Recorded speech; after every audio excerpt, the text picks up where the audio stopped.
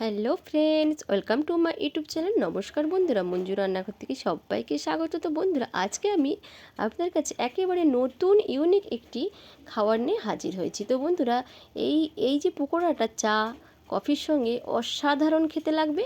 তো বন্ধুরা, আমার পুরো ভিডিওটি দেখবেন, মাঝখানে স্কিপ করবেন না। আমার পুরো ভিডিওটি দেখার জন্য আপনাদের কাছে অনুরোধ রইল। আমার চ্যানেলের নতুন শ্রোতা হলে চ্যানেলটি সাবস্ক্রাইব করার অনুরোধ রইল।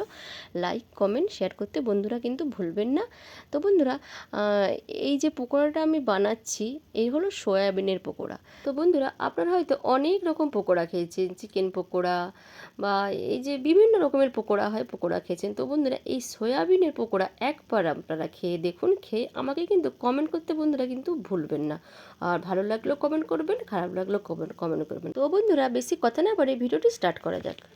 সয়াবিনের পকোড়ার জন্য প্রথম আমি নিয়ে নিচ্ছি দেখুন একটা পাত্র। তার মধ্যে দিয়ে দিলাম কিছুটা গরম জল। এবার আমি কি করব, সোয়াবিনটাকে এর মধ্যে ভিজিয়ে নেব। নিয়ে নিচ্ছি এতগুলো সোয়াবিন। এবারে আমার এই ওজন মানে হিসেবে হবে সোয়াবিনটা প্রায় 50 গ্রাম।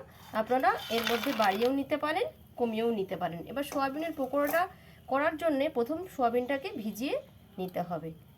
এবার আমি চলে যাব পরের স্টেপে। আমি আধ ঘন্টা পর সোয়াবিনটাকে ভালো করে ঠান্ডা জল দিয়ে চটকে চটকে ধুয়ে নিয়েছি, নিয়ে চিপে চিপে তুলে নিয়েছি। এবার এটাকে একটু ম্যারিনেট করে নিতে হবে। দিয়ে দিচ্ছি স্বাদ অনুযায়ী লবণ, দিয়ে দিলাম অল্প একটু হলুদ, তারপরে দিয়ে দিলাম অল্প কাশ্মীরি মির্চি। এবার দিয়ে দিলাম হাফ চামচেরও কম জিরের গুঁড়ো, হাফ চামচ ধনে গুঁড়ো। এবার দিয়ে দেব আদা রসুন আর টমেটো পেস্ট করে রেখেছিলাম, সেই পেস্টটা আমি দিয়ে দিলাম 1.5 চামচ। এরপর দিয়ে দেব ওর মধ্যে একটু গরম মশলা। আমি হাফ চামচ দিচ্ছি, দেখুন খুব কম দিচ্ছি, নাহলে গন্ধটা বেশি উগ্র হয়ে যাবে। আমি দিয়ে দিলাম ভাজা মশলা। এবার দিয়ে দেব 2 চামচ কর্নফ্লাওয়ার,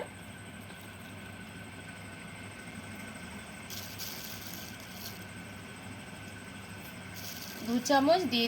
বন্ধুরা, আমি কিন্তু এতে দিয়েছি 2 চামচ ময়দা। প্রথমে দিয়েছিলাম 2 চামচ কর্নফ্লাওয়ার, তারপর দিয়েছি 2 চামচ ময়দা। তো বন্ধুরা, মানে ময়দার ভিডিওটা বন্ধ হয়ে গেছিলো ময়দা দেওয়ার সময়, তার জন্য আমি বলে দিলাম। এবার আমি দিয়ে দেব এর মধ্যে টক দই। 2 চামচ দিয়ে দিলাম রুম টেম্পারেচারে রাখা টক দই। এবার সব উপকরণগুলোকে ভালো করে আমি মাখিয়ে নিচ্ছি। তো বন্ধুরা, মাখাতে মাখাতে আমি বলে দিচ্ছি, তো এর মধ্যে আপনারা কিন্তু ডিমও দিতে পারেন। আমি ডিমটা দিচ্ছি না, আপনারা যদি পছন্দ করেন ডিম দিলে আরও কিন্তু ভালো হবে। আমার একটু প্রবলেম আছে বলে আমি আজকে ডিমটা দিচ্ছি না এতে।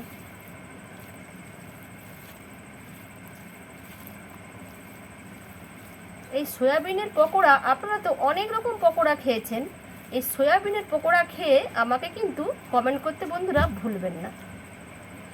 মাখানো হয়ে গেছে, আমি একটু রেখে 10-15 মিনিটের মধ্যে ম্যারিনেট করে রেখে দিলাম।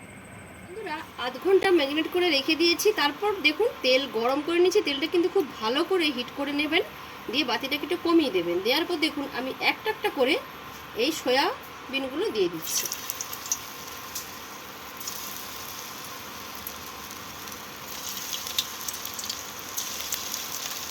আপনারা তো অনেক রকম পকোড়া খেয়েছেন, এই সয়াবিনের পকোড়া একবার খেয়ে বাড়িতে দেখবেন, খুব খুব ভালো লাগবে।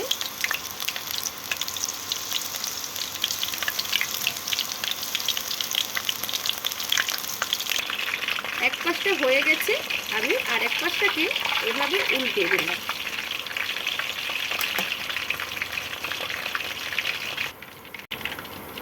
দেখো বন্ধুরা, আবারও একটু ঘুরিয়ে দিলাম। পকোড়াগুলো ভাজা হয়ে গেছে। এবার আমি এগুলোকে একটু টিস্যু পেপারের মধ্যে উঠিয়ে নিচ্ছি। এই দেখুন, এর আলগা তেলটা টেনে নেবে পেপারে। এইভাবে সব পকোড়াগুলো আমি ভেজে নেব।